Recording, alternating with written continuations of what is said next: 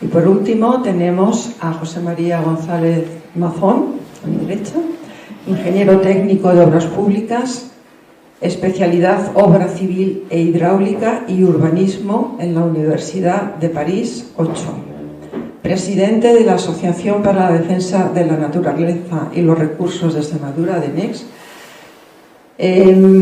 desde el 2000 hasta el año 2012, licenciado en Filosofía y Letras con la especialidad Filosofía Política en la Universidad de París, profesor de instituto y formación profesional en Filosofía y Paisajismo en el medio rural y es actual patrono y coordinador del Seminario Permanente de Paisaje y Territorio en la Fundación Xavier de Salas. Bueno, gracias a todos por estar esta tarde aquí. Y no es una tarde cualquiera, son 14 años del mayor desastre que ha tenido esta industria, que desgraciadamente, yo supongo, es una industria que lleva 70 años activa en el mundo, desde el año 1953, que nació con el impulso de la bomba atómica en Japón y que, bueno, pues a través de esa sombra, pues se plantearon el cómo el tener de manera económica y aceptada por todas las poblaciones el poder disponer de más bombas atómicas y más armamento. El origen de esta industria es absolutamente militar, no solamente a nivel mundial, puede ser Estados Unidos o la URSS en su momento, Japón, etcétera, sino también en España. Lo que pasa que, claro, hay tantísimas cosas que contar desde los años 70 hasta ahora, ya no digo desde los comienzos del tema, que precisamente en este breve historial, en este documento, que si alguno lo tenéis todavía ya, pues hemos intentado de manera breve repasar todo lo que ha pasado en Almaraz estos últimos 40 años y, evidentemente, Almaraz no es una fábrica de zapatos, es una industria que genera electricidad pero de una manera muy singular, que es un poco lo que supongo que todo el mundo entiende, y que no se ve inmediatamente. Es decir, cuando uno pasa por Almaraz ve un edificio, ve varios edificios, ve un embalse y a veces ve niebla. Es decir, que es una industria como otra cualquiera. Y sin embargo, pues para nada, aparte de este origen militar. En este breve historial, que os lo hemos dejado y os robaríamos también un poco, todavía sigue en borrador, si tenéis aportaciones cuando lo leáis tranquilamente y demás, de mandarnos pues a través del email de ADENEX alguna sugerencia de mejora y demás, porque si queremos publicarlo. En este otro texto, mucho más pequeñito, aquí, que supongo que nos ha dado tiempo a leerlo, claro, porque además está la letra más pequeña, es una especie de resumen ejecutivo de todo este tocho, pero adaptado a la situación actual, a lo que está pasando ahora mismo con el tema de la energía nuclear y sobre todo con Almaraz, porque es la primera que va a cerrar según el calendario, como nos decía Cristina, pactado en el año 19 con las empresas propietarias, precisamente. Entonces, lo que está ocurriendo ahora para nosotros, que llevamos tantísimo tiempo en ello, yo además desgraciadamente pues llevo tantos años como Juan, aunque no he vivido aquí en Extremadura el tema, pero sí me tocó vivirlo como ingeniero en Zamora, porque en los años 70 había planteado 45 centrales nucleares en toda España, de las que gracias a los movimientos sociales, movimientos ecologistas, pues solamente se abrieron y están en funcionamiento 10. Empezaron a funcionar 10. Ahora mismo, bueno, pues hay una central que tuvo un incidente gravísimo de incendio en Tarragona de Valdellos 1 y que esta central, bueno, pues era de un diseño francés, es la única que tiene España de este diseño de tecnología, porque permitía con los residuos fundamentalmente de plutonio, permitir al Estado que las tuviera tener la bomba atómica de manera autónoma, que es lo que pretendía Franco, lo que pretendía la dictadura en aquellos momentos. Estamos hablando de los años 60, entre los 60, 70 y demás, cuando se introdujo todo esto. Entonces, Valdellos 1, pues habéis oído que hay residuos de centrales españolas en Francia, porque como tecnología francesa esos residuos no se gestionan de la manera habitual como las otras centrales que son americanas, sino tienen que llevar un proceso distinto que solo Francia controla. Francia realmente es ahora mismo, y por eso lo he citado, es el lobby número 1 mundial en que esta tecnología continúe a pesar de, bueno, cada central nuclear en el mundo, de las que hay alrededor de 403 centrales en 30 países, en 31 países en el mundo, no penséis que todo el mundo tiene centrales, y de cada una se podría sacar no esto, sino un tocho enorme de cómo desde el momento de la ejecución de la propia central y cuando se pone en funcionamiento, la cantidad de incidentes y de fallos y errores, muchos humanos, gran mayoría tecnológicos, es una industria fallida desde el primer momento y que genera pues residuos mortales pues cada año que está activa, de toneladas de ellos, sin saber realmente qué hacer. A pesar de que en la ofensiva esta brutal que está habiendo ahora mismo con el tema de Almaraz y en España de continuar con las centrales nucleares, pues digan que los residuos no hay ningún problema, que se pueden reciclar y se pueden utilizar para otras historias, cosa que es mentira. Sencillamente es mentira porque, bueno, la industria lleva 70 años y en 70 años no han dado con ninguna solución realmente para hacerlo. La solución es la que habéis comentado, ¿no? De que realmente cuando las centrales cierren, tener un único sitio donde se puedan almacenar bajo tierra y que pueda aguantar mínimo pues 100.000 años, de 100.000 a 1 millón de años, sin causar peligro y sin que alguien que venga en el momento que sea y decir ¿qué es esto? ¿Qué hago con ello? ¿Y qué me encuentro aquí? Hay un documental precioso sobre este tema que se titula Oncalo, que yo siempre en todas las conferencias lo recomiendo porque es muy ilustrativo, está en internet, se baja de manera sencilla y está en YouTube, y es el primer cementerio a nivel mundial que se está haciendo a nivel profundo para los residuos, parte de ellos, no todos, de Finlandia. Entonces es un documental muy interesante porque interviene absolutamente todas las partes, ¿no? Las que están construyendo, ingenieros, población, etc. La verdad es que con todo este tema, a estas alturas, nosotros lo que pensamos es, en estos meses, por lo menos desde diciembre hasta ahora, yo creo que nunca ha habido una ofensiva tan brutal para intentar que las centrales nucleares continúen más allá de su funcionamiento tecnológico y que, bueno, pues cualquier informe de ellos dice en qué estado están. Nunca ha habido una cosa semejante.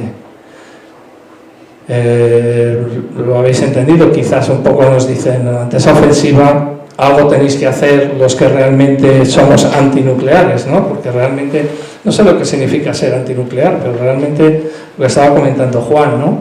Es decir, que los que hemos conocido el tema de la energía nuclear, y yo lo conocí en Zamora hace 40 años, igual que él lo conoció en Extremadura, y hemos estudiado y hemos seguido y hemos procurado estudiarlo y ver qué es lo que pasaba, el engaño ha sido absolutamente permanente.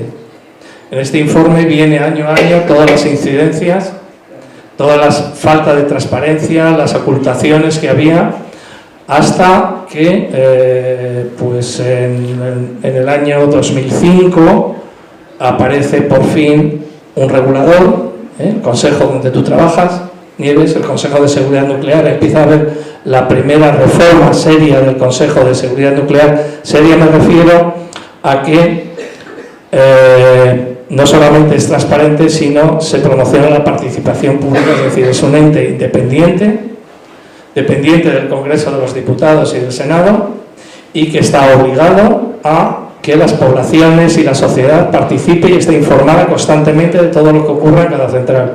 Eso no ocurría hasta ese momento. Entonces, ¿qué ocurría hasta ese momento? Pues que todo el lobby nuclear, toda la industria, todos los ingenieros, todo el mercado que había, aparte de las empresas propietarias, estaban en el Consejo de Seguridad Nuclear. Desde el Consejo decían lo que tenían que hacer, decir, trasladar, comunicar o informar de no pasa nada, como siempre, ni a la población, ni al medio ambiente, ni nada, tranquilos. Siempre nosotros en la zona, porque yo vivo en Navalmoral, nos decían, cuando oíamos la palabra tranquilo nos poníamos todavía peor, porque ya sabíamos que había un engaño. Es decir, que ahora mismo de toda esa ofensiva brutal la está haciendo la misma gente que hasta hace pocos años lo hacía dentro del Consejo de Seguridad Nuclear. Pasa que ahora no está, ha habido unas regulaciones posteriores, incluso una muy importante hace 6 años, con entrada de miembros en el nuevo Consejo de Seguridad Nuclear, que ha permitido que realmente, lo que tú decías, es decir, el ciudadano español tenga confianza en que hay un ente, una institución, que realmente te está diciendo la verdad y te está diciendo qué es lo que está pasando en cada central, qué es lo que está ocurriendo, y tienen inspectores en cada una de ellas. Los inspectores, hasta hace muy pocos años, hasta esa reforma, eran las propias empresas quienes los ponían. Y si algún inspector se ponía tonto, les expulsaban. Está aquí en el informe todo recogido, ¿eh? Todas estas historias que os digo están todas absolutamente recogidas. ¿Y de dónde nos hemos inventado esto? Decía Juan en su informe, que está actualizado. Pues lo que ha comentado Juan, de los propios trabajadores que estaban dentro, ¿eh? Nosotros no nos hemos inventado nada. Ellos mismos nos decían lo que estaba ocurriendo. Siempre hay gente que lo hace, ¿no? Y entonces siempre hay gente que te saca información y te dice lo que está pasando. Aquí recogemos que un día aparecieron en los contenedores de basura de París los planos de la central nuclear de Almaraz.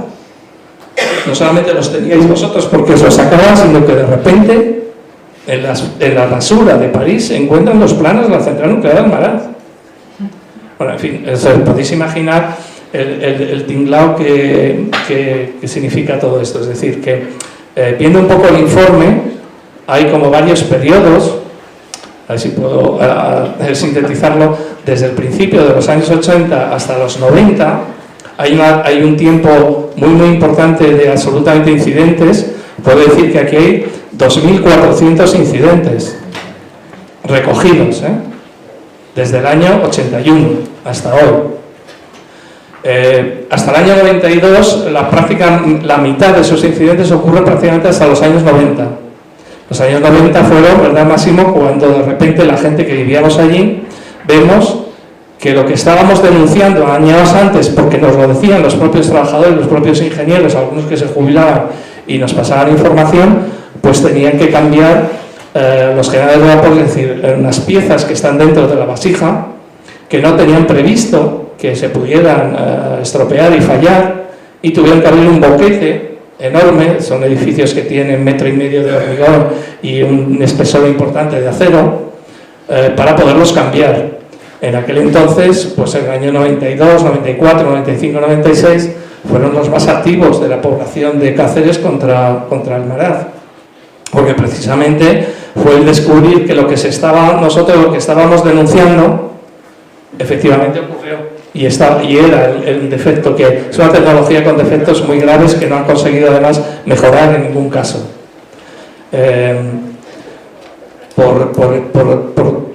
A partir de los años 90 hasta prácticamente después el año 2005, que empieza a haber la primera reforma del Consejo de Seguridad Nuclear, porque las reformas las han hecho tanto un partido como otro.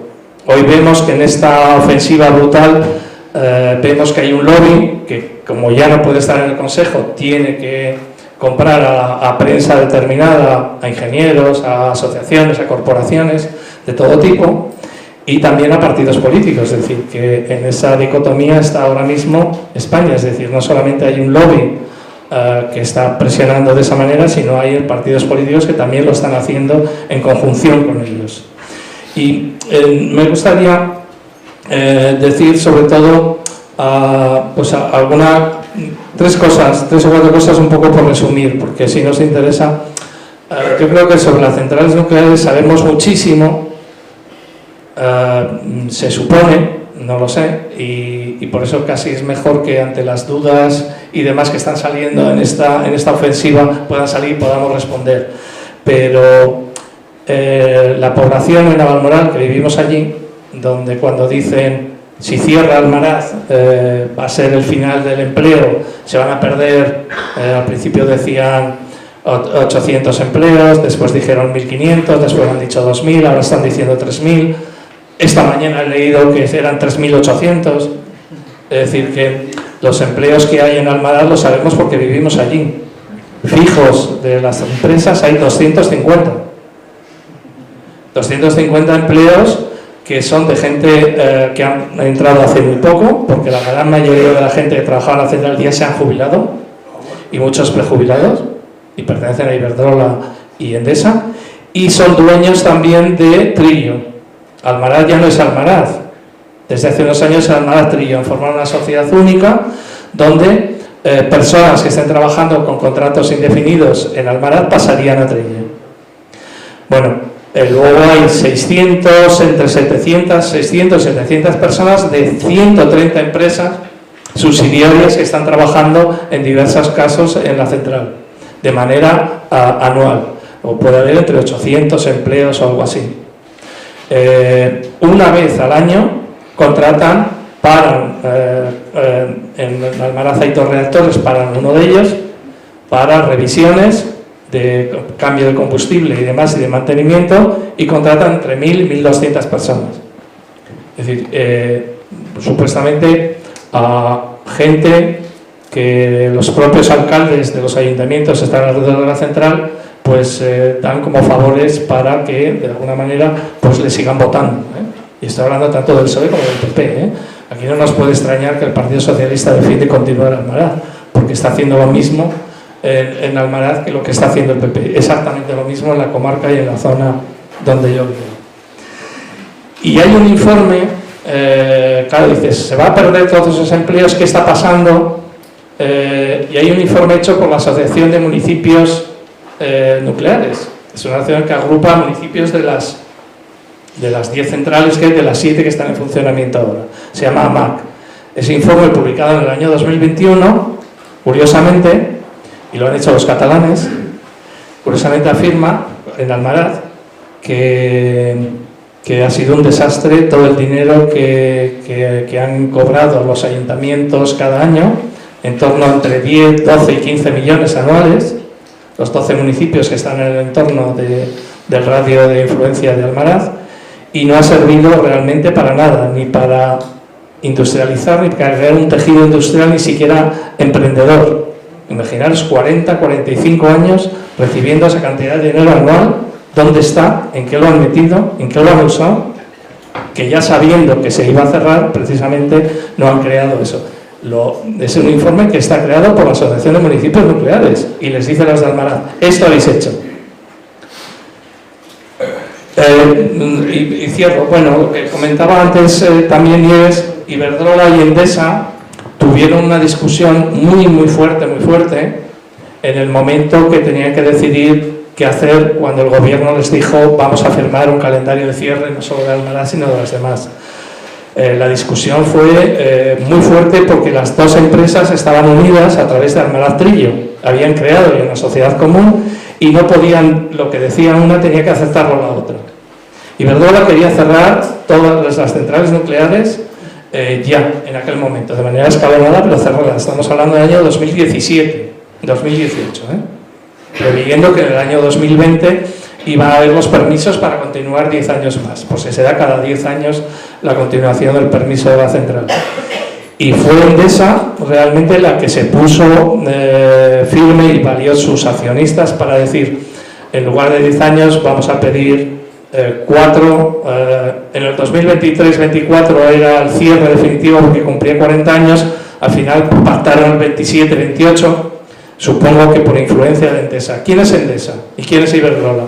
Iberdrola es el número 1 mundial en energía eólica y por supuesto en fotovoltaica. ¿Qué le interesa a las nucleares? En aquel debate ellos dijeron no nos interesa absolutamente para nada, y además, como bien ha explicado Cristina, estamos cada vez que aumentemos la permanencia vamos a aumentar los gastos, las inversiones, los impuestos y las tasas.